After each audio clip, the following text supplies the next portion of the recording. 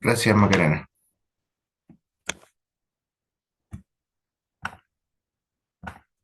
Bien, vamos a hacer la primera ayudantía del curso de Derecho de Daños.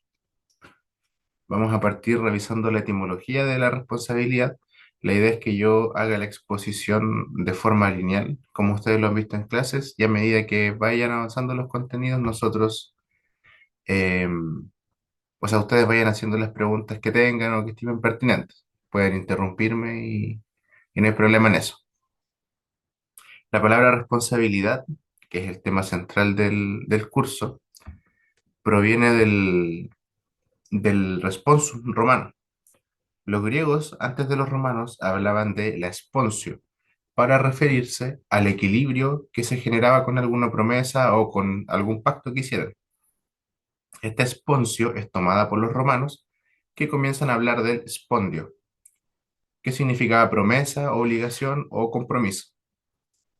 Si al spondio romano nosotros le agregamos el prefijo re, que quiere decir volver al inicio, reiterar o cumplir, llegamos al concepto de responsum, que es la raíz de responsabilidad.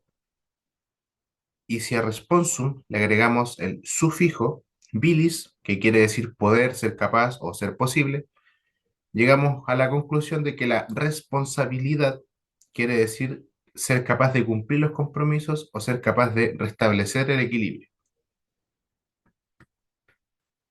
Ahora, hoy en día, este concepto evolucionó, nosotros nos encontramos con muchos tipos de responsabilidad. La profesora les dijo que la responsabilidad jurídica se clasificaba en política, penal, administrativa y civil. Pero la verdad es que en otros textos, para que lo tengan presente, también pueden encontrar que la responsabilidad en general se clasifica en moral, política y jurídica. O sea, la responsabilidad política no se consideraría dentro de la jurídica, para que lo tengan presente. Y obviamente dentro de la responsabilidad jurídica hay más tipos de responsabilidad, la tributaria, la aduanera, etcétera.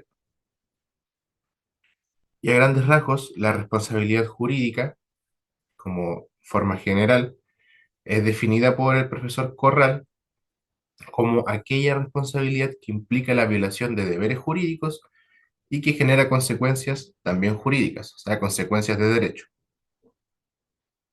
Dentro de la responsabilidad jurídica nosotros encontramos la responsabilidad civil y la responsabilidad penal, que son quizás las más importantes o las que más se ven.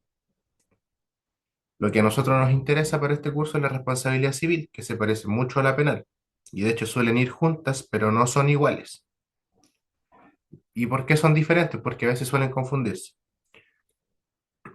En primer lugar, para que haya responsabilidad civil, nosotros requerimos que sí o sí haya daño, pero en la responsabilidad penal no es necesario que haya daño en todos los casos, porque recordemos que están los delitos de peligro y también las figuras imperfectas. Los delitos de peligro eran aquellos donde se sancionaba solamente la conducta del sujeto activo, sin importar si se llegaba o no a producir un resultado lesivo. Y las figuras imperfectas, los delitos tentados y los delitos frustrados.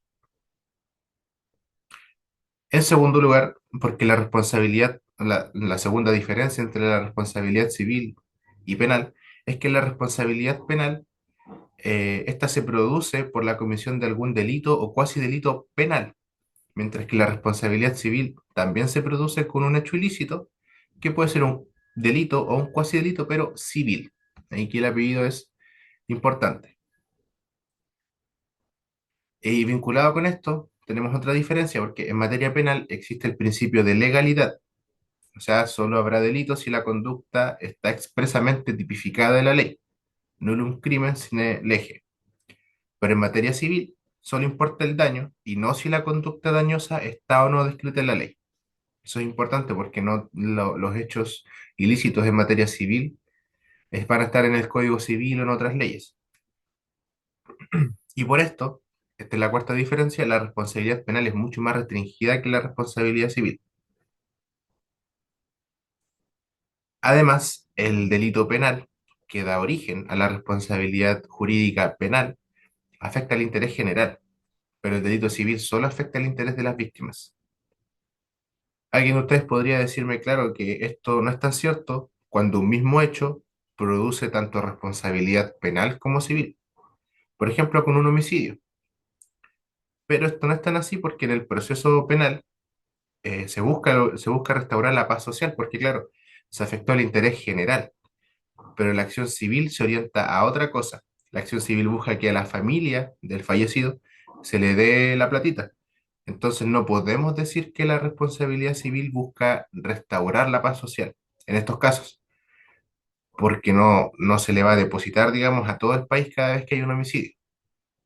¿Así me entienden? Bueno, en sexto lugar, y también vinculado con lo anterior, puede haber responsabilidad civil sin haber responsabilidad penal, y viceversa. Puede haber responsabilidad penal sin haber responsabilidad civil. ¿Pueden haber los dos? Las dos, perfectamente.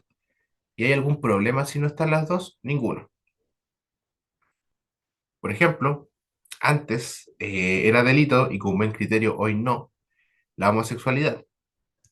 Antes los homosexuales arriesgaban penas de hasta, creo que 3 años de cárcel. Pero estaba la típica discusión de la doctrina penal sobre si se castiga, bien, se castiga a los hombres homosexuales, pero ¿qué pasa con las mujeres? ¿Se les castiga o no? Pero bueno, pasemos a las relaciones entre la responsabilidad civil y la penal. Una ya la dije, que era que un mismo hecho puedes constituir tanto responsabilidad civil como penal, pero no hay problema en que haya la una o la otra. Otra diferencia, perdón, otra relación es que una sentencia condenatoria en materia penal, una vez que se haya hecho el juicio y todo, es un buen medio de prueba para que nosotros podamos acreditar la responsabilidad en sede civil, pero no siempre va a bastar solo esta sentencia, porque quizás no contiene todos los elementos que yo requiero para probar la responsabilidad civil, entonces ahí yo tengo que echar mano a otros medios para probar los elementos de la responsabilidad civil. Pero ahora ya pasemos netamente a lo que es la responsabilidad civil en general. A lo largo de los cursos de Derecho Civil, a grandes rasgos, hemos estudiado a las personas, personas naturales, personas jurídicas.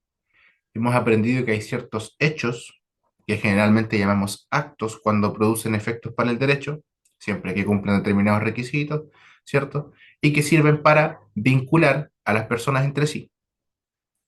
También vimos las consecuencias de esos actos y de los vínculos que resultan de esos actos.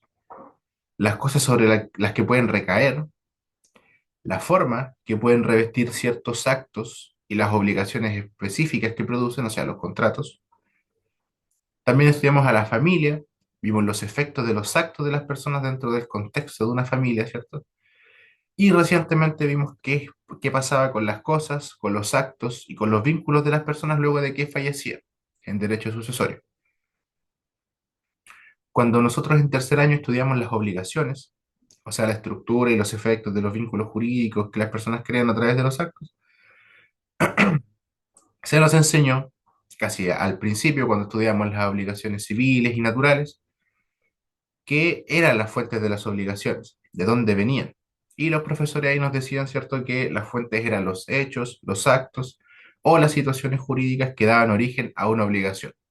Bastante simple. Entonces, básicamente los primeros cursos de Derecho Civil son responder a las siguientes preguntas. ¿Quién soy? ¿Qué puedo hacer? ¿Y cuáles son las consecuencias de lo que hago? Bueno, a propósito de las fuentes de las obligaciones, hay que distinguir entre lo que es la clasificación legal y la clasificación doctrinaria de las fuentes. La clasificación legal nos dice que las fuentes de las obligaciones son el contrato, el cuasicontrato, el delito, el cuasidelito y la ley. ¿Y por qué la clasificación se llama clasificación legal? Porque está en la ley, en el artículo 1437 del Código Civil. Ahora, la clasificación doctrinaria, que es principalmente sostenida por Abeliug y por Peñailillo, señalan que estas también son fuentes de las obligaciones, pero agregan dos más, que son la declaración unilateral de voluntad y el enriquecimiento sin causa. No vamos a entrar a discutir cuál es la tesis correcta, o sea, si solo nos quedamos con la clasificación legal o si también debemos echar mano a la clasificación doctrinaria. Basta que sepamos que existan estas dos corrientes, ¿cierto? Y que las podamos usar a nuestro favor o en contra de la otra parte en nuestro futuro juicio, ¿cierto? Bueno, dijimos que la responsabilidad jurídica, recién dijimos cuando la definimos, que implica, perdón, la violación de deberes jurídicos y que genera consecuencias jurídicas, consecuencias de derecho. En materia civil, la consecuencia jurídica básicamente es indemnizar el daño, indemnizar los perjuicios. La responsabilidad civil van a encontrar en los manuales, en los apuntes, que se clasifica en precontractual, en contractual, en postcontractual y en extracontractual. Pero las más importantes, para este curso al menos, son la contractual y la extracontractual.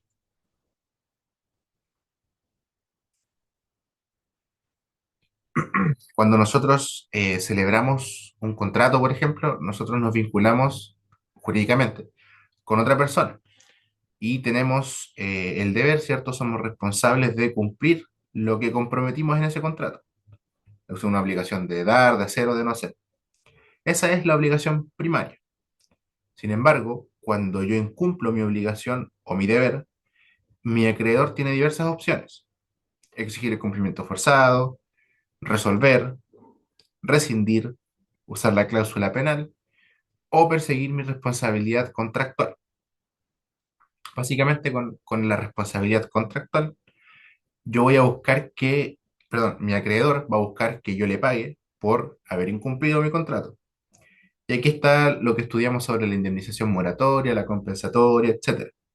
Entonces mi responsabilidad surge con una persona con la que yo estaba vinculado jurídicamente, porque habíamos celebrado un contrato, entonces teníamos un vínculo jurídico. Pero ¿qué ocurre si yo hago algo que le genera un perjuicio a otro, lo daño, pero yo nunca conocí a esa persona? Nunca celebramos ningún contrato, no éramos familia, nada. Aquí entonces surge la responsabilidad extracontractual y la podemos definir, según el profesor Corral, como aquella que proviene de los daños o perjuicios causados por la perpetración de un hecho ilícito, ya sea delito o cuasi delito, cometido por una persona en perjuicio de otra, que no constituye la violación de una obligación contractual. O sea, básicamente la responsabilidad contractual va a operar en todos los casos en que no haya contrato, básicamente, de una forma muy burda. Entonces, ¿por qué yo debo indemnizar a esa persona que yo no conocía, con la que no tenía ningún vínculo? ¿Por qué debo hacerlo? A pesar de que le haya causado un daño, obvio está, pero ¿cuál es el fundamento de que yo deba indemnizarle? Bueno, básicamente este deber de indemnizar surge de la transgresión de no de una obligación contractual, porque dijimos que no había contrato, surge de un deber genérico de no dañar a los demás, de no dañar a otros, que en latín se conoce como alterum non ledere. Con esta definición que leí del profesor Corral, nosotros podemos ver algunos de los elementos de la responsabilidad extracontractual. Primero, el daño, porque dice aquella que proviene de los daños. Segundo, el hecho ilícito. Y dijimos que el hecho ilícito podría ser un delito o un cuasi delito, donde Corral dice por la perpetración de un hecho ilícito, ya sea delito o cuasi delito. ¿Y qué es el hecho ilícito? Es todo hecho culpable, en cuyo caso va a ser cuasi delito, o doloso, entonces va a ser delito, que causa daño a otra persona y que impone al autor del delito o del cuasi delito de reparar el daño causado. Pero volviendo a la fuente de las obligaciones, tenemos que los contratos crean obligaciones, las principales y secundarias. Las principales son cumplir con la prestación y las secundarias son las que surgen cuando yo no cumplo la prestación. Y los delitos o cuasi delitos, que también son fuente de las obligaciones a que se refiere el 1437, son fuente específicamente de la obligación de indemnizar perjuicios. O de una forma más compactada, son fuente de las obligaciones los hechos ilícitos. Y como dijimos, dentro de los hechos ilícitos están los delitos y cuasi delitos civiles. Nuevamente tenemos entonces que el hecho ilícito puede ser un delito o cuasi delito, pero tenemos que considerar que también está la responsabilidad sin culpa, que la vamos a ver más adelante. Además, y esto también lo señala la definición del profesor Correr, pero de forma implícita, la responsabilidad extracontractual puede ser simple o compleja. La responsabilidad simple es aquella que se produce por el hecho propio, por lo que yo hago. Y compleja es cuando deriva del hecho ajeno o del hecho de las cosas. Esto es muy distinto a lo que vamos a ver a continuación, que son los modelos de atribución de responsabilidad. Porque cuando hablamos de los modelos de atribución de responsabilidad, nosotros partimos, en términos simples, de la base de que lo que me pasa a mí es culpa mía. Si yo me caigo, me torzo el tobillo, en principio yo debería pagar los gastos médicos, los remedios, etcétera. Pero si mi caída se debe a que alguien me empujó, que alguien me hizo una zancadilla, ahí nosotros podemos pensar en atribuir la responsabilidad a este sujeto que me hizo la zancadilla, que me empujó. ¿Cómo se la atribuimos? A través de los modelos de atribución de responsabilidad. Otros la llaman sistemas de atribución, pero son lo mismo. Ahora, cuando llegamos a la conclusión de que mi daño lo hizo alguien más y no fue mi propia torpeza, nosotros recién aquí podemos llegar a hablar de la responsabilidad simple o compleja. Si el daño me lo hizo, por ejemplo, Macarena, y el tribunal estimó que Macarena era responsable a partir de un modelo de atribución, hay responsabilidad extracontractual simple.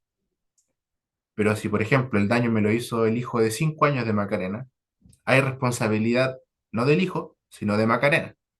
Y esta es la responsabilidad compleja. ¿Por qué? Porque deriva de un hecho ajeno. Si el daño me lo hizo ahora el perro de Macarena, también hay responsabilidad compleja, pero esto se llama daño, responsabilidad compleja por el hecho de las cosas. No sé si queda más claro si lo explico así.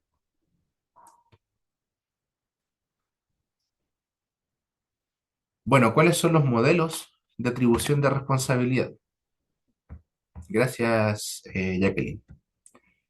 Primero tenemos los modelos de responsabilidad, de atribución de responsabilidad. Primero, el modelo de responsabilidad por culpa o negligencia. Algunos lo llaman sistema de responsabilidad subjetiva o sistema clásico. En el ejemplo, Macarena es responsable de mi daño si lo hizo con culpa o con dolo. Si me empujó, digamos, con culpa o con dolo. Después está el modelo o el sistema, como le quieran llamar, de responsabilidad estricta u objetiva, donde basta que haya daño y que haya nexo causal para que nazca la obligación de indemnizar perjuicios. Aquí no importa si el daño fue hecho con dolo o con culpa. Eso no nos importa a nosotros. Si sufrió un daño y ese daño está vinculado causalmente, o sea, es consecuencia de la conducta de, en este caso del ejemplo nuevamente de Macarena, Macarena debe indemnizar. Esto sí está pensado para las grandes empresas y para personas que llevan a cabo actividades riesgosas. Y el último, bueno, el último que en realidad no es un sistema de atribución, porque sigue las normas de los contratos, es el seguro social privado obligatorio o seguro privado obligatorio. Básicamente, este seguro obliga a las personas que realizan actividades riesgosas que puedan producir daños, los obliga a contratar un seguro. Entonces, cuando se le cause daño a alguien, la víctima recibe la indemnización de la aseguradora, como que se traslada la obligación de indemnizar. Pero si la persona que hace estas actividades no tiene un seguro, vamos a aplicar, depende, las reglas de la responsabilidad contractual o extracontractual, según sea el caso, para que nos indemnice. En Chile, ¿cuál es el modelo que se aplica por regla general? El de responsabilidad subjetiva o clásico, el sistema de responsabilidad por culpa o negligencia. ¿Por qué? Porque es el sistema general y supletorio. Se aplica en todos los casos donde no haya otra regla diversa, una regla especial. Entonces, para que alguien nos indemnice, tenemos que probar, entre otras cosas, que actuó culpablemente, o sea, con culpa o con dolo. ¿Y qué es actuar culpablemente? En general es cuando se infringen deberes de cuidado. Y estos deberes los encontramos, por ejemplo, en la ley. Pero como habíamos dicho, una de las diferencias entre la responsabilidad penal y la civil es que nosotros en el derecho civil no encontramos o no podemos tipificar todos los hechos que supondrían un daño. Por ello, entonces, los jueces son los que determinan que se ha infringido un deber de cuidado y lo hacen en base a la costumbre o en base a criterios de responsabilidad, no criterios de atribución de responsabilidad. Eso es lo que estamos viendo ahora. Lo más difícil de este curso, en la vida profesional me refiero, eh, en el ejercicio de lo que nosotros estamos estudiando, es el onus probandi, porque la víctima debe probar que concurren todos los elementos de la responsabilidad extracontractual y que, ya se los adelanto, son la acción libre de un sujeto capaz, tenemos la culpa o dolo, el daño y por último la relación de causalidad. La relación de causalidad entre la acción culpable del sujeto capaz y el daño. O sea, el daño debe ser consecuencia de la acción. Esto es lo que llevó antiguamente a Ripert a hablar de la prueba diabólica, similar a lo que vimos en materia de derechos reales en la prueba del dominio. En realidad, bueno, estos elementos que recién les dije son del sistema de responsabilidad por culpa o negligencia, del sistema subjetivo, pero como es el sistema general y supletorio, se dice que son los elementos de la responsabilidad extracontractual así en general. Además, en el sistema de responsabilidad objetiva, también se deben probar todos estos elementos, salvo la relación de causalidad. O sea, debemos probar que hay un hecho dañoso, el daño y la relación de causalidad. Además, como este sistema de responsabilidad objetiva es especial, solo va a operar en los casos señalados en la ley. A modo de ejemplo, podemos señalar el Decreto Ley 2222, fácil de aprender, que se refiere a los daños causados por derrames de hidrocarburos y de sustancias nocivas.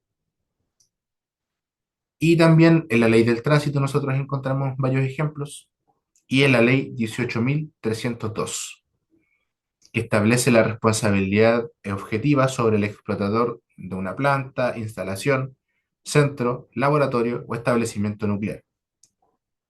Y en el Código Civil también encontramos unos ejemplos, por ejemplo, en el artículo 2327 y 2328, inciso primero. Pero volviendo al sistema general, ¿dónde se encuentra recogido el sistema de responsabilidad por culpa o negligencia? Principalmente en el artículo 2329 del Código Civil, aunque también se refieren a este sistema los artículos 2314 y los incisos tercero y cuarto del artículo 2284, que se refieren a los delitos y cuasi delitos.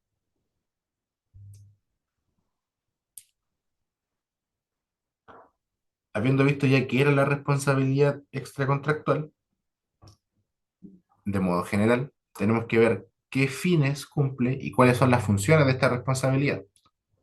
En cuanto a los fines, básicamente busca prevenir la mayor cantidad de accidentes posibles, accidentes en un sentido amplísimo, y en caso de que haya uno, dar una solución justa a la víctima.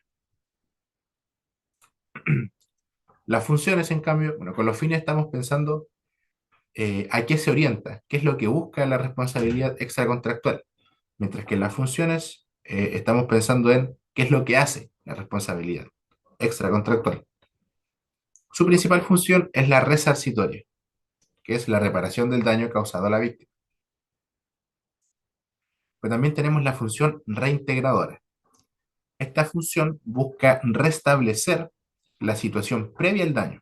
¿Sí? Algo así como, imagínenselo como una máquina del tiempo, esto es lo que busca la función reintegradora. Puede parecer muy similar a la función resarcitoria,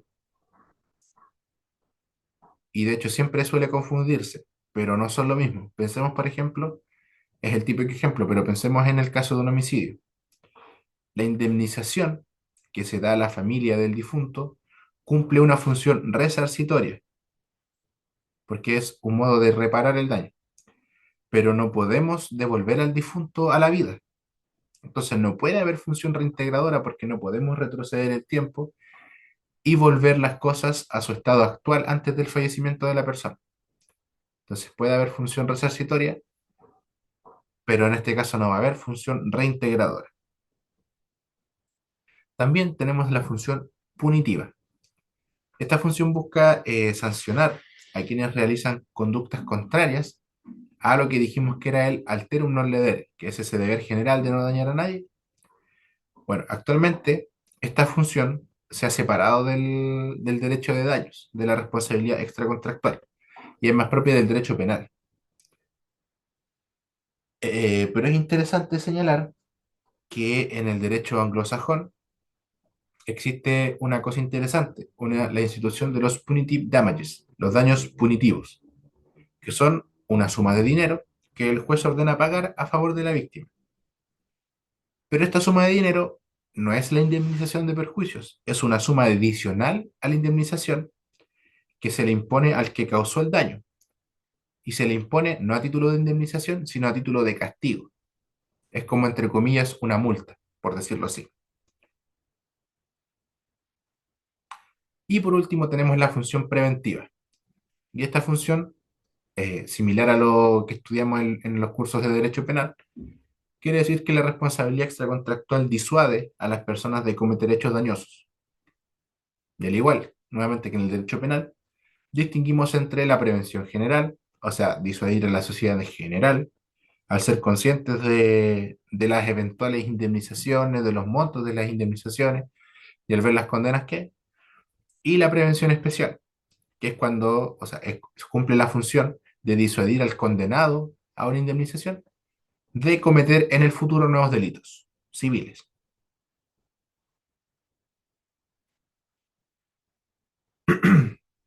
Ya los enumeramos, pero los vamos a volver a repetir, los elementos de la responsabilidad extracontractual. Tradicionalmente, Alessandri y Ramos Pasos decían que los elementos eran la capacidad, el daño, la relación de causalidad y la imputabilidad, que esto era el dolo o la culpa.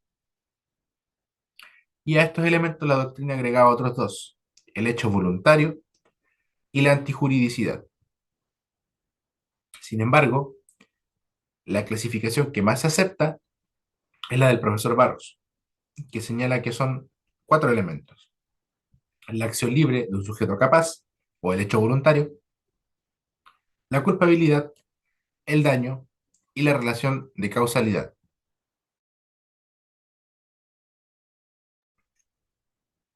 Vamos con el primer elemento, que es el hecho voluntario. Los daños, ¿cierto?, no caen del cielo. Es necesario entonces que el daño se haya producido en virtud de una conducta libre y que pueda ser imputada a su autor. Y esto nos lleva a la distinción de los dos elementos del hecho voluntario, el elemento material y el elemento subjetivo. El elemento material primero es la conducta del sujeto, y que puede ser tanto una acción o una omisión. Ojo que al igual que en derecho penal, para que podamos considerar que una persona es responsable por una omisión, debe estar en posición de garante. ¿Alguien se acuerda en qué consistía la posición de garante?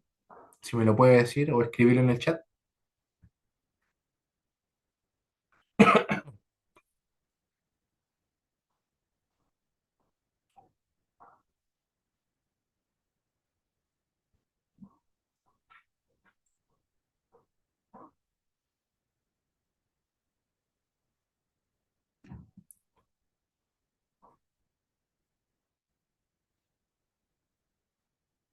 Jacqueline dice que la posición es tener la obligación de ayudar, entre comillas. Claro, algo similar.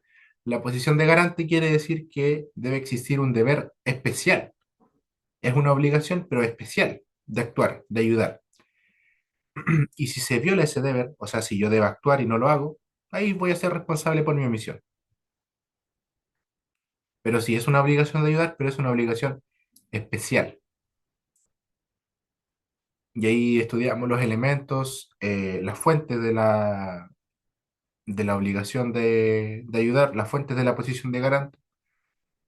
Pero bueno, el otro elemento, que es el elemento subjetivo, ya vimos el elemento material, que era el hecho o la conducta del sujeto. El elemento subjetivo requiere que la acción o la omisión del sujeto sea el resultado de su voluntad libre y que se le puede imputar la acción. Entonces el autor del daño debe tener un grado mínimo de capacidad de deliberación,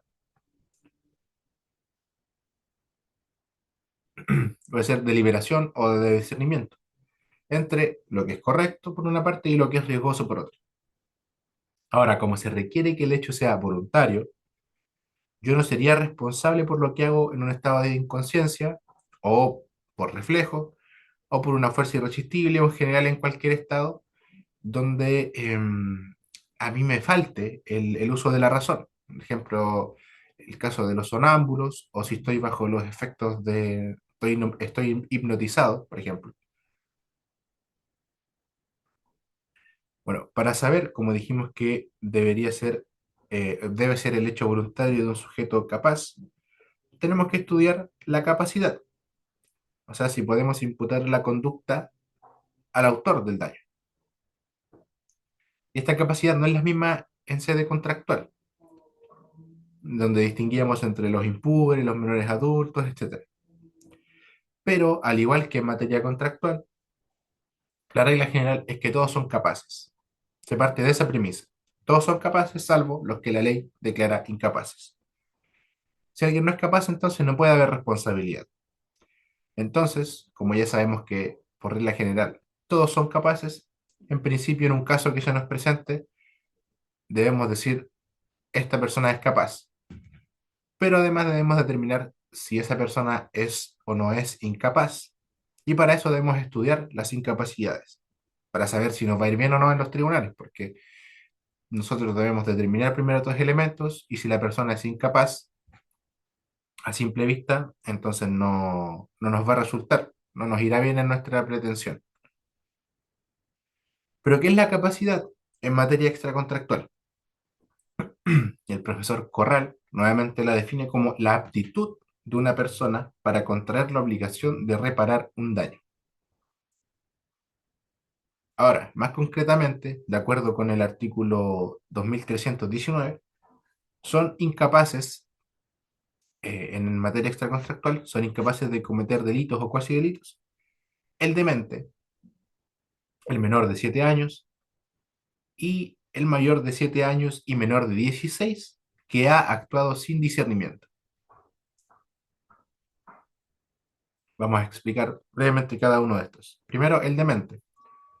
Alessandri nos dice que el demente es aquel que al tiempo de ejecutar el hecho está privado de la razón por causas patológicas. Pero la doctrina en general se refiere a cualquier persona que esté privada del uso de la razón, esté o no declarada en interdicción. Ahora, en materia extracontractual, un interdicto sí podría eventualmente ser capaz de establecerse entonces su responsabilidad y el deber de indemnizar. Esto nosotros tenemos que relacionarlo con la discusión que hay sobre si en sede extracontractual se aplica o no el artículo 465, que sí se aplica en materia contractual. La mayoría dice que no. Entonces, por eso el interdicto sí podría ser responsable.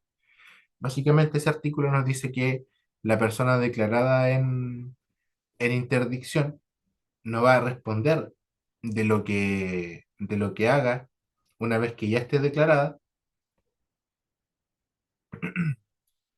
aun si se dice que lo hizo en algún intervalo lúcido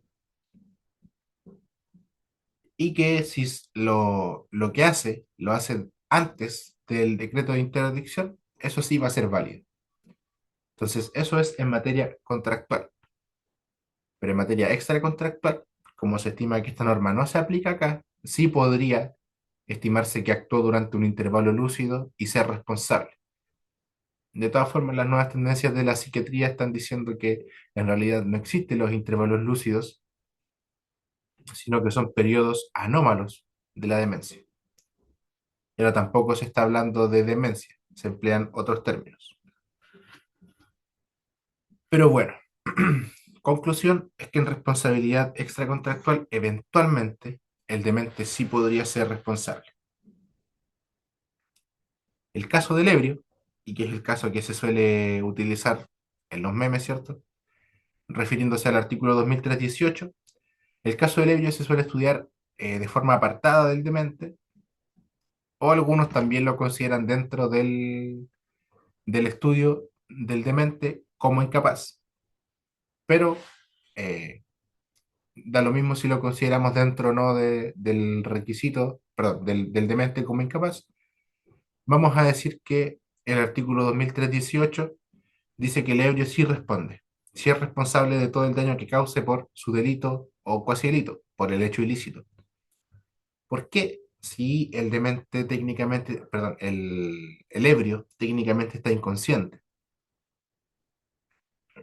Y aquí algo similar a lo que ocurría en materia penal, cuando estudiamos la teoría de la acción, porque el daño que causa el ebrio tiene su origen en su propia culpa, porque él mismo se causó su estado de embriaguez. Ese es el motivo. Hago la relación con derecho penal cuando se estudió la actio liberi in causa, cuando el sujeto, antes de ejecutar el hecho, el delito, se puso en una situación que debió haber previsto, pero no lo hizo. Y ahí se da el típico ejemplo de la madre que duerme con su hijo y lo asfixia. Antes de haber hecho eso, la madre pudo haber reconocido el riesgo que eso implicaba y evitar eso, pero no lo hizo. Bueno, aquí es un caso similar. Ese es el motivo de por qué al ebrio se le sanciona y se le considera capaz. Ahora, nosotros dijimos que consideramos que el ebrio era capaz en base a que él mismo se causó su estado de embriaguez.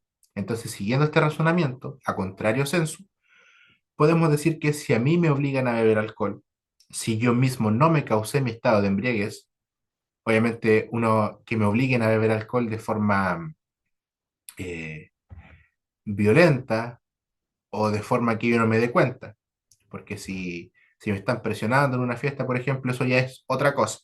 No operaría lo que voy a decir ahora. Si me obligan a beber alcohol, entonces yo sería inimputable, porque mi embriaguez no se debe a mi propio, porque yo mismo me la causé. Entonces yo sería inimputable y en realidad yo no respondo del daño, sino responde la persona que me obligó. Eso básicamente con el demente y el caso del ebrio. El menor de 7 años, bueno, básicamente los que nosotros conocemos como infantes. Son incapaces porque no tienen discernimiento. Todos los menores de 7 años son incapaces. Ahora, el inciso segundo del artículo 2319 nos habla de el mayor de 7 pero menor de 16. De aquí ya no se distingue entre hombres y mujeres para el tema de la capacidad relativa. Mujeres a partir de los 12, hombres a partir de los 14. Aquí es entre 7 y 16 años. La regla general es que son inimputables, salvo que se determine que actuaron con discernimiento. O sea, el menor de 7 nunca. Pero si es mayor de 7 y no es y es menor de 16, hay que determinar si actuó con discernimiento o no. Si no actuó con discernimiento, no es capaz. Pero si actuó con discernimiento, sí es capaz. Ahora también tenemos que hablar de la responsabilidad del tercero que está a cargo del incapaz. Esta también está en el artículo 2319 y es la que se denomina en la doctrina como la responsabilidad del guardián. que está pensada para los que están a cargo de los menores de 7 y los dementes. Inciso primero del artículo 2319. Entonces, por el daño que cause un incapaz, bueno, también se aplica al mayor de 7 y menor de 16. Por el daño que cause el incapaz, la persona que lo tiene bajo su cuidado va a responder. Y la persona que lo tiene bajo su cuidado, determinar quién es una situación de hecho. O sea, si los padres, por ejemplo, si los padres de un niño salen a cenar y lo dejan al cuidado de la niñera, la responsabilidad del daño causado por el menor, por el niño menor de 7 años, recae en la niñera, no en los padres, aunque los padres sean los responsables o los representantes legales del menor. Quien tenía la responsabilidad directa sobre el niño en ese momento era la niñera. Entonces, ella va a ser la responsable, siempre que la niñera haya actuado con negligencia. Ese es el requisito para que proceda la responsabilidad del guardián, que el guardián actúe con negligencia. Y este es básicamente el fundamento de la responsabilidad del guardián, porque está respondiendo de algo que, en principio, se podría pensar, está respondiendo de algo que directamente no hizo. Entonces, no responde del hecho, responde de su propia negligencia, porque por su negligencia, por su falta de cuidado, es que el incapaz causó el daño, y ese daño no se hubiera producido si el guardián hubiera actuado sin negligencia, o sea, se hubiera respetado este, como le decimos, el deber de cuidado. Ahora, puede parecer confuso, pero este no es un caso de responsabilidad compleja. No estamos hablando de la responsabilidad por el hecho de terceros, porque la responsabilidad por el hecho de terceros, yo estoy pensando en que la persona que hizo el daño era capaz, pero va a responder otra persona, por causas que más adelante vamos a ver. En la responsabilidad del guardián, el que causa el daño no es responsable y la persona que responde no responde por el daño, o sea, por el hecho que provocó el daño, sino que responde por su negligencia. Entonces son cosas bien distintas.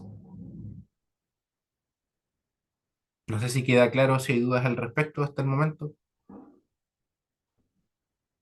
porque vamos a avanzar al requisito de la culpabilidad.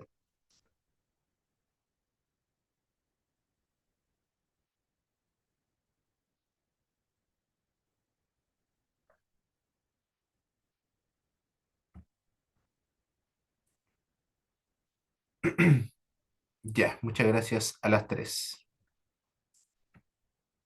Vamos entonces al segundo elemento, que es la culpabilidad. Tenemos que estudiar la culpabilidad porque es fundamental, bueno, en nuestro sistema, como dijimos, era fundamentalmente subjetivo. Entonces, la culpa o la culpabilidad se concreta cuando nosotros cometemos una conducta con dolo. Entonces, ahí nosotros vamos a hablar de un delito civil o con culpa y hablaremos de un cuasi delito. Hay diferencias en cuanto a la sanción. Por ejemplo, si yo mato a alguien, en sede civil me refiero, no en sede penal, si yo mato a alguien con dolo o si lo mato con culpa, ¿hay alguna diferencia en cuanto al proceso, en cuanto a la indemnización, por ejemplo? No hay ninguna, es la misma. No es como en derecho penal que hay que, para el caso del homicidio, aplicar el 490 y determinar la sanción menor. Bueno, si yo maté con dolo, deberé, por ejemplo, una indemnización de 200 millones de pesos. Si maté con culpa, también, incluso más, porque generalmente se recurre a a la prueba de la culpa en lugar de la prueba del dolo, porque es, entre comillas, más fácil de acreditar. Primero tenemos bueno, primero tenemos al dolo, y como ustedes ya sabrán, debemos recurrir a la norma que es generalmente preguntada en los cursos de Derecho Civil. También la he visto preguntada en exámenes de grado, que es el artículo 44 del Código Civil, que establece la graduación de la culpa y también define al dolo en su inciso final. ¿Y qué señala respecto al dolo? El artículo 44, que es la intención positiva de inferir injuria a la persona o propiedad de otro. Este dolo se puede clasificar en directo, que es el dolo de la definición, la intención positiva, o sea, yo preveo y yo quiero dañar, preveo el daño que puede causar mi conducta y quiero provocar ese daño. Es la intención positiva. Pero el dolo también puede ser indirecto, donde yo también puedo prever ese daño, no lo quiero,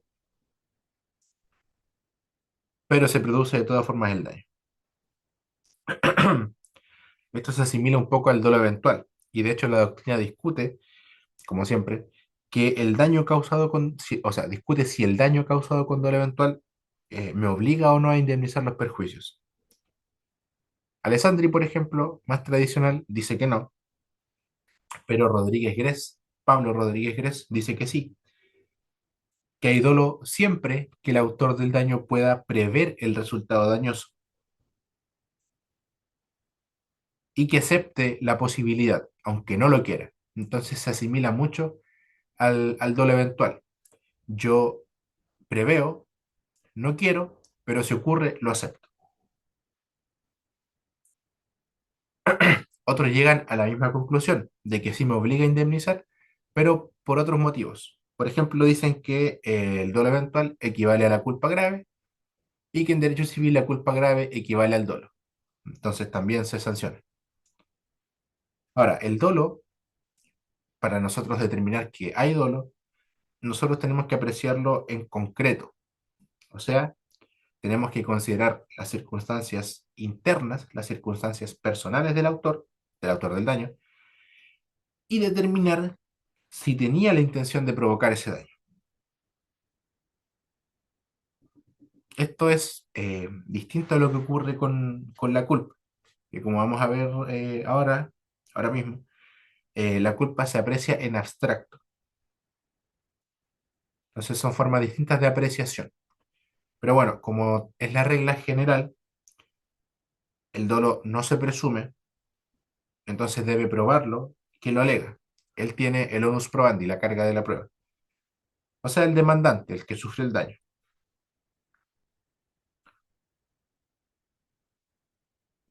Pero dijimos que la responsabilidad extracontractual también surge de los hechos ilícitos cometidos con culpa, o sea, de los cuasi delitos.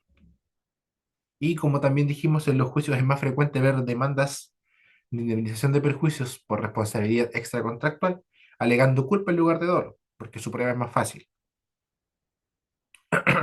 Pero ¿qué es la culpa? Tenemos el artículo 44, que señala la graduación de la culpa, pero nosotros no vamos a recurrir a esta, porque esta solo se aplica en el ámbito contractual. La culpa no se gradúa en sede aquiliana, o sea, en sede extracontractual, que como recordarán, en la historia de la responsabilidad extracontractual tuvo gran influencia la Lex Aquilia. Entonces, por eso también se le denomina responsabilidad aquiliana. Bueno, ¿qué es la culpa entonces? Porque no tenemos definición en el código y las que hay de la graduación de la culpa no nos sirven. Abeliuk la define como la falta de diligencia o cuidado en el cumplimiento de una obligación o en la ejecución de un hecho. Simple. La falta de diligencia o cuidado en el cumplimiento de una obligación o en la ejecución de un hecho. En general, en los sistemas de derecho de los distintos países, existen dos sistemas de apreciar la culpa. Dijimos que el dolo se apreciaba en concreto y en la culpa hay dos sistemas. La culpa en concreto, o sea, igual que el dolo, analizando las circunstancias del sujeto, su situación personal, etcétera. Pero también está el modelo de apreciación en abstracto, o sea, se debe hacer una comparación con un tipo ideal, o sea, lo que dice el código, el hombre medio, el buen padre de familia. Entonces no interesan las particulares circunstancias del autor del daño. Esta es la posición que sigue la mayoría de la doctrina y también la jurisprudencia, y es la que es generalmente aceptada en nuestro país. O sea, el juez debe considerar la conducta del autor, debe tenerla presente. Por otra parte, debe hacerse una idea de la conducta que habría hecho una persona prudente de idéntica profesión u oficio y colocada en el mismo lugar, tiempo y otras circunstancias y comparar estas dos cuestiones entre sí. Debe comparar la conducta que hizo el autor y comparar la forma en que habría actuado este sujeto ideal. Entonces el juez tiene que preguntarse qué habría hecho en este caso el tipo ideal. ¿Habría operado de la misma forma o habría tomado otras precauciones? ¿Habría actuado distinto? ¿Habría actuado peor, por ejemplo? Bueno, eh, esta teoría o esta posición es apoyada por los artículos 44 y 2323, inciso primero, parte final, porque ahí es donde expresamente se habla del padre de familia. Y en el artículo 44 también se habla del hombre medio o del buen padre de familia también. Bueno, el profesor Barros es partidario de esta idea, que es la idea que creó, perdón, la idea que creó Alessandri. Pero Barros agrega algo más. Barros dice que como este hombre ideal, esta persona ideal, varía de acuerdo con el tiempo o con el lugar y el medio social, etcétera, el juez debe considerar todas estas circunstancias, que no son circunstancias propias del sujeto, sino son circunstancias externas, el medio social, el tiempo, el lugar. El juez debe considerarlas entonces para determinar qué es lo que habría hecho el sujeto ideal en el lugar del autor del daño.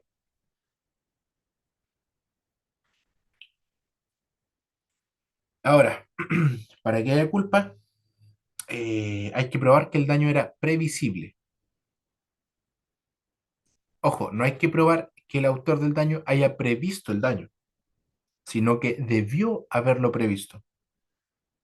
Entonces no es una prueba de hecho, donde hay que probar que el sujeto en su mente pudo prever el daño, porque eso es prácticamente imposible, a menos que haya una confesional, etcétera.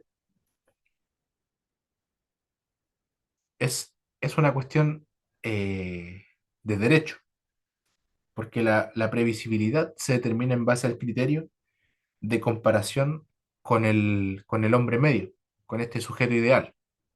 Entonces no es una cuestión fáctica, es una cuestión jurídica. Entonces tenemos que se requiere que para que haya culpa, que el daño sea previsible.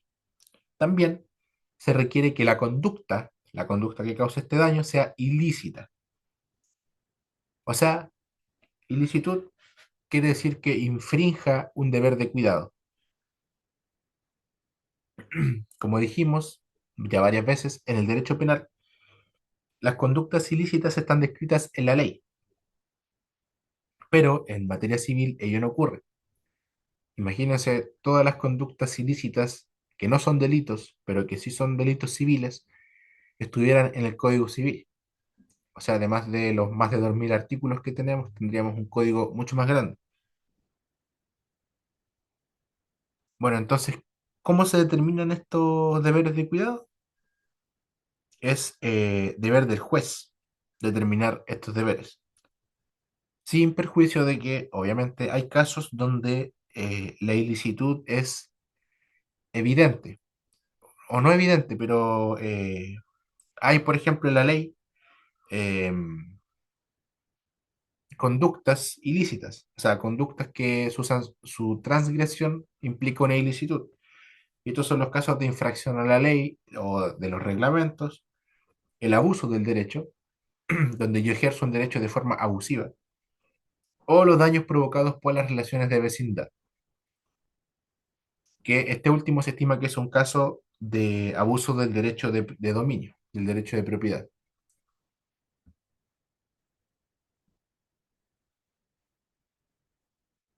Entonces tenemos que la culpa debe ser previsible e ilícita.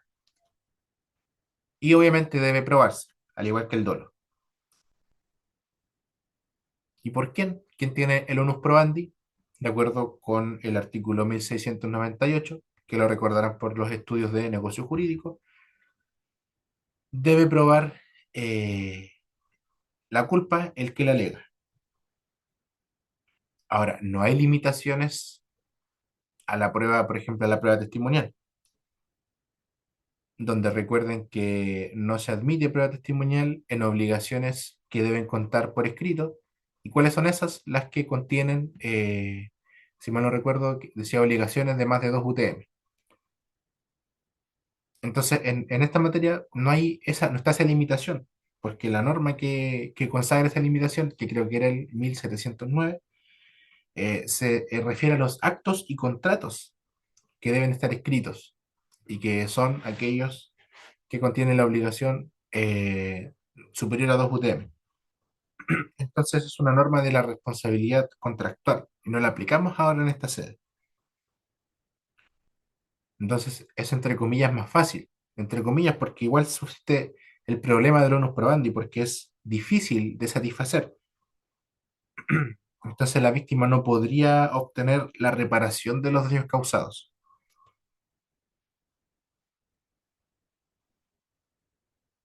Para, para alivianar un poco esto, para paliar esto, el código establece presunciones de culpa. O sea, le da como una especie de ayuda a la víctima para que le sea más fácil recibir su indemnización y establece presunciones de culpa. Tenemos la responsabilidad, la presunción, la responsabilidad por el hecho propio, que es el artículo 2329, es la responsabilidad por el hecho ajeno, que está desde el artículo 2320 a 2322, y la responsabilidad por el hecho de las cosas, que va entre el 2323 al 2328. Bueno, en los casos de culpa infraccional, donde hay culpa porque se infringe una norma jurídica, un reglamento, no se debe probar la norma jurídica. Como recordarán, tenemos la presunción de derecho del artículo octavo del Código Civil, donde la ley se presume conocida por todos. Y el único derecho que se prueba es el derecho extranjero. Lo que sí hay que probar en los casos de la responsabilidad infraccional es la infracción a la norma. No tenemos que probar este deber de cuidado porque el deber de cuidado está en la norma, pero sí hay que probar la infracción a la norma. Además del daño, obviamente, y la relación de causalidad entre la conducta y el daño. Bueno, vamos a ver algunas de estas presunciones. Básicamente la presunción por el hecho propio. Esta presunción está, como dije, en el artículo 2329 y en general la doctrina dice no, que estos casos no son taxativos, son meramente, son meros ejemplos. Pero más allá de eso, que se puede discutir por la redacción de la norma ha causado diversas interpretaciones por parte de la doctrina y de los tribunales, entonces la hacen mucho más compleja. A ver, Alessandri, por ejemplo, el primero, dice que la norma del artículo 2329,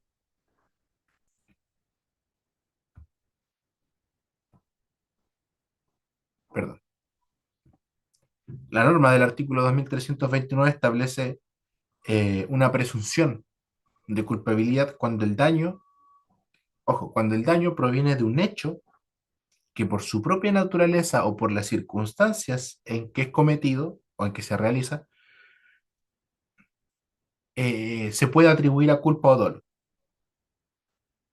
O sea, se presume la culpa cuando el hecho, por las circunstancias o por la naturaleza del propio hecho, se puede presumir que fue hecho con culpa o con dolo. ¿Y por qué dice esto? Básicamente por un argumento de exégesis. o sea, la ubicación de la norma, porque se ubica en la última, después de del artículo 2320, 2328, que se refieren a la responsabilidad por el hecho ajeno y por el hecho de las cosas. Entonces, como que le da un cierre a estas presunciones de responsabilidad. Y de otro modo, entonces sería inexplicable la norma, porque habría que concluir que se trataría de una mera repetición del artículo 2314, que básicamente señala lo mismo, pero en este caso con ejemplos. También tenemos al profesor Carlos Ducci, que es más familiar en el curso de parte general y personas. Ducci prefiere hablar de la presunción de responsabilidad en el caso de actividades peligrosas, en el caso del artículo 2329, porque dice que a mayor peligrosidad hay un mayor deber de diligencia. Entonces también habla de una presunción de responsabilidad. Mesa Barro sostiene una cosa que es bien particular porque dice que sí, que el 2329, la primera parte, es una repetición de la regla general del 2314, pero el inciso 2, donde están los ejemplos, dice que son excepciones a esta regla general. O sea, son casos en que se presume la culpa. Y por último, el profesor Hernán Corral señala que este artículo lo que hace es manifestar esa exigencia que nosotros dijimos de el elemento de la relación de causalidad, porque dice que pueda imputarse. Y los casos enumerados son presunciones de esa causalidad. Entonces no son presunciones de responsabilidad, sino de uno de sus elementos. Son presunciones de causalidad.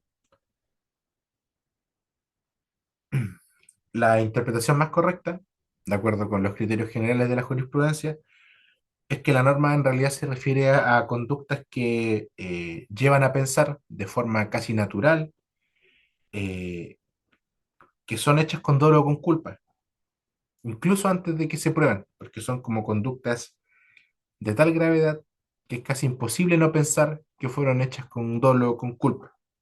O sea, en base a la experiencia y por decirlo así, al sentido común, se llega a esa conclusión. Entonces, esa es la gran dificultad del 2319, perdón, del 2329.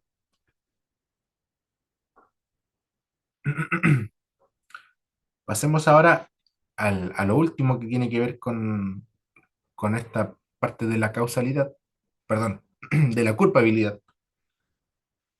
Y después veremos el elemento del daño. Básicamente las causales que eximen de responsabilidad son similares a las que están en el Código Penal, a pesar de que no hay una norma como el artículo 10 del Código Penal. Pero la doctrina las ha reunido y ha dicho que son, por ejemplo, el caso fortuito, fuerza mayor, eh, el mandato legal o el mandato de la autoridad legítima, la legítima defensa, un estado de necesidad, la culpa exclusiva de la víctima, el hecho de terceros, el ejercicio de un derecho, y aquí está la delgada línea entre qué es el ejercicio de un derecho y qué es el abuso del derecho, el ejercicio abusivo de ese derecho. También una causa que exime son las inmunidades de que gozan ciertos individuos. Y por último, y esto es súper discutible, es el consentimiento de la víctima. ¿Por qué es discutible? Porque este consentimiento, como sabrán, no puede importar una condonación del dolo futuro, porque recuerden que la condonación del dolo futuro no vale. Entonces, el consentimiento no puede traducirse en eso, ni tampoco puede implicar que la persona renuncie a derechos que son indisponibles, como por ejemplo la vida. Entonces debe tratarse de un riesgo razonable, y eso es muy difícil de probar.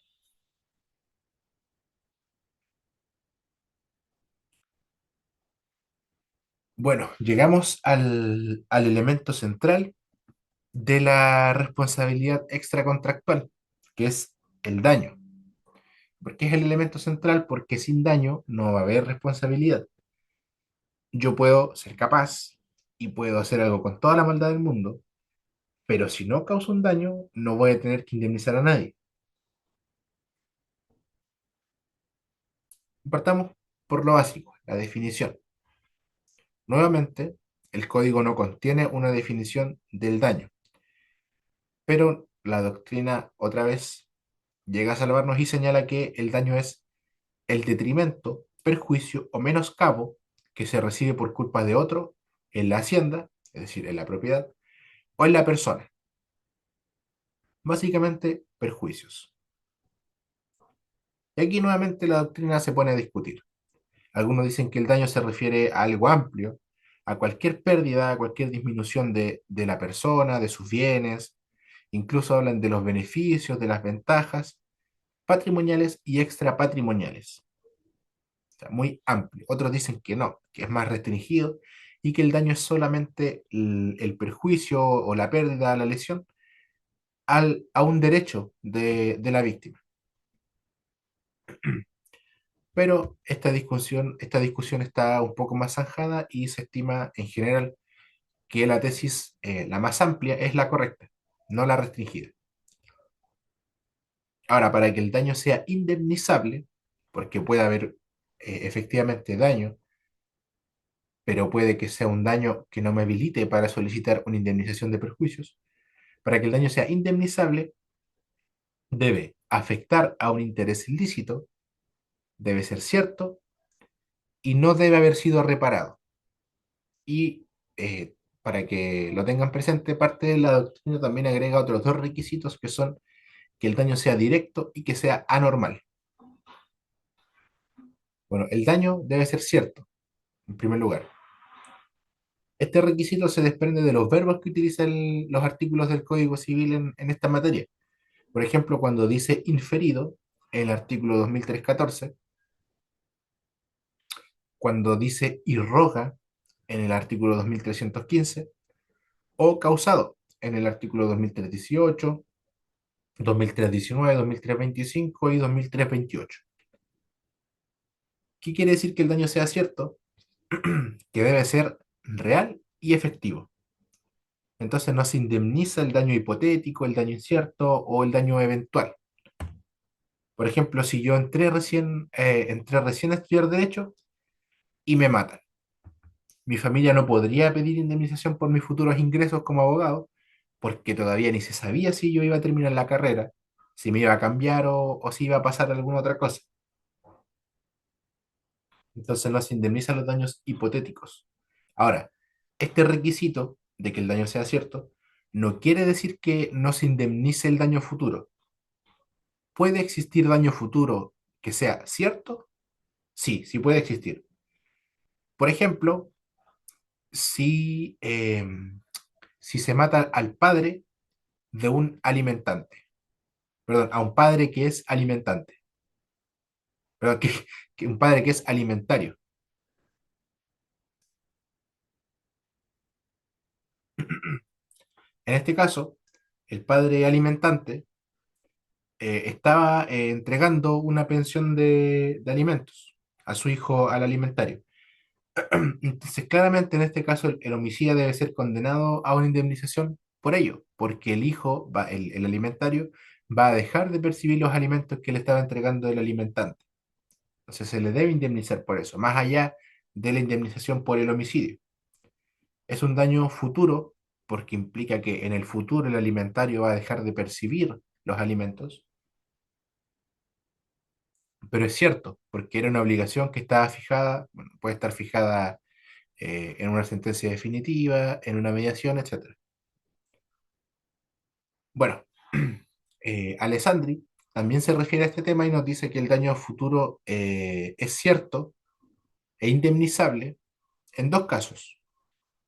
Primero, se indemnizará el daño futuro cuando se impida la continuación de un statu quo, o sea, de un estado normal de las cosas, como en el ejemplo de la muerte del alimentante.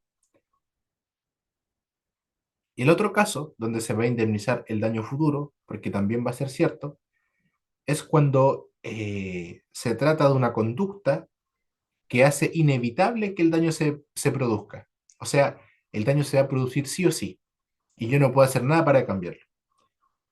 Por ejemplo, si yo a un agricultor le quemo su plantación de arándanos, los ingresos que iba a percibir este agricultor ya no los va a percibir y no puede hacer nada por evitarlo, pero el daño obviamente va a pasar porque él pensaba vender esa fruta o la pensaba exportar, etcétera, y no va a poder percibir esa ganancia. Entonces, ¿es un daño futuro? Sí. ¿Y es cierto? Sí. Ahora, en este sentido similar, los franceses han creado una institución o una teoría dentro del daño que es la pérdida de una chance, o que también se llama pérdida de una probabilidad cierta. Básicamente consiste en que en esta pérdida de una chance se priva a una persona de una posibilidad cercana que podía traducirse en una ganancia. Entonces no es algo hipotético, es algo potencial. O sea que es casi cierto que vaya a suceder. No es algo hipotético, no es algo eventual, es potencial. Por ejemplo, y conectándolo con el ejemplo de que si me mataban recién entrando en primer año a la carrera, ¿qué pasa si me matan afuera del Palacio de Justicia justo antes de recibir mi diploma de abogado? Obviamente mi familia puede pedir indemnización por esto. O también, por ejemplo, si yo pierdo un juicio, teniendo todas las de ganar, porque mi abogado era negligente y se le vencían los plazos, no presentaba recursos, etcétera. Esto es la pérdida de una chance. El segundo requisito del daño es que el daño no debe haber sido reparado. Y esto se basa en el principio general del derecho civil, que es el principio del enriquecimiento sin causa.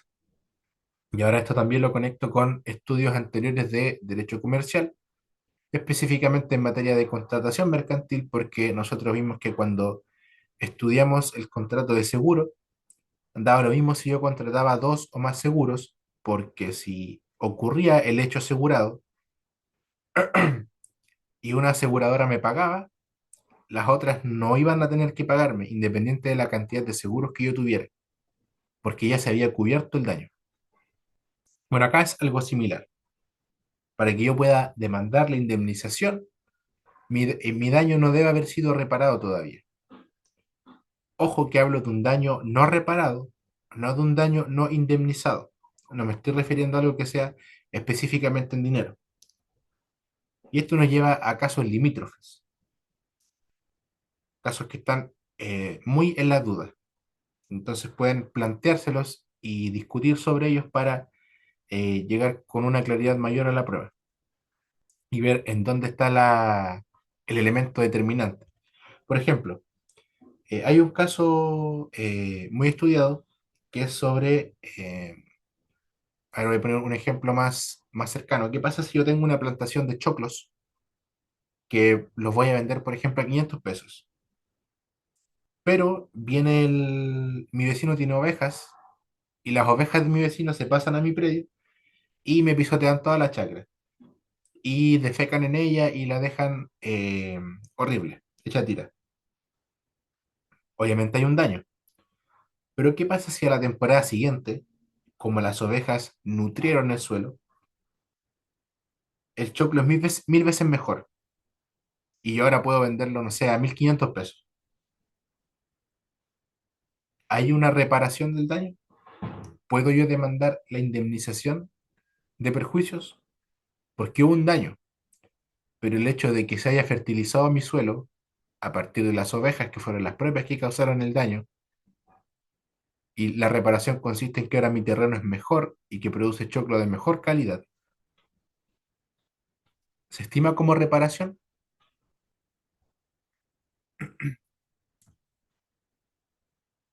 ¿Qué piensan ustedes?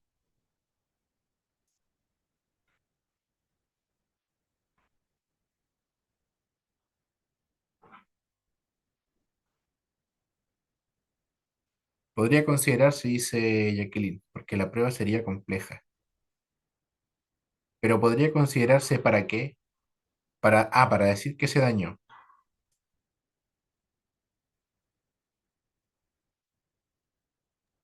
Es que O no sé sea, si me sería escucha Matías, fácil, porque delante el audio lo activé 2 veces y no me escuchabas, entonces no sé.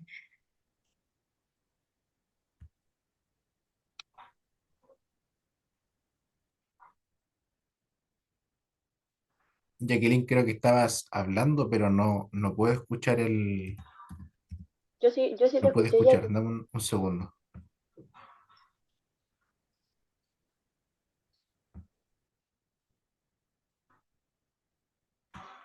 Ahora sí intenta hablar, por favor. Ya sí, ¿se escucha ahora? Y ahora sí. Ah, ya sí, que delante había activado 2 veces el micrófono y no. Yo dije, a lo mejor no me escucha. Sí, era Ya problema mira, con es los que audífonos. en el tema ahí de que si pasa un año una temporada y al próximo año se supone que el suelo se mejora, podría considerarse como una reparación, porque ¿Ya? piensa tú que como la persona es la que debe demostrar que se le provocó el daño, es complicado que diga que hubo efectivamente un daño en ese momento por no haber podido vender como los choclos a 500 pesos. Pero Ujú, el año que viene los va a vender al doble o al triple. claro. Entonces hubo daño, pero el daño, digamos, fue reparado, entonces no podría haber lugar a indemnización. Creo que Claudia también quería decir algo. No, yo le estaba diciendo a la Jackie que sí la escuchaba. Ah, ya, gracias. Bueno, básicamente es lo que dice Jacqueline, con un matiz que voy a explicar. Claro, lo que pasa es que se estima que sí hay reparación del daño, porque el terreno se fertilizó y en el futuro aumentará de valor el choclo. Lo que se dice sí es que se compensa, se compensa el daño con el provecho que yo recibí. Y se considera esta compensación al momento de yo pedir la indemnización. Entonces, indemnización va a haber, pero va a haber menos indemnización porque se va a compensar con el beneficio que yo recibí. Entonces, no es como que haya una reparación total. No sé si se entiende.